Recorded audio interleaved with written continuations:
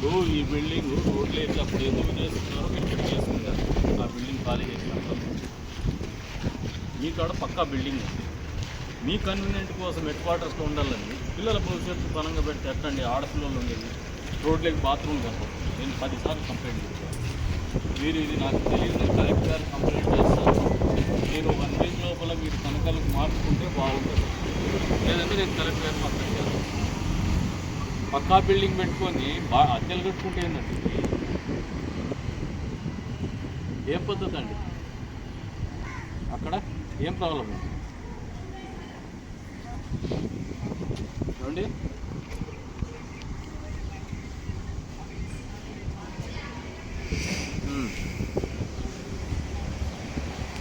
మీరు పని చేయండి, రేపు వచ్చేసి మార్నింగ్ రండి, వచ్చి కనపడండి, నాకు పోదాం, విజిట్ చేద్దాము. మీకు ఏదైనా స్కేర్సిటీ ఉంటే నేను ఏర్పాటు చేస్తాను.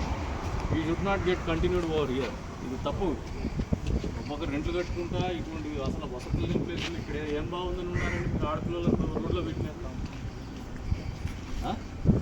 రేపు పిలిపించిన రేపు మార్నింగ్ 10 o'clock రండి సార్. సార్ హలో, రేపు మార్నింగ్ ఓకే. హాస్టల్ ఏమేమి ఉందో వీడియో తీసిన మీరు వినండి.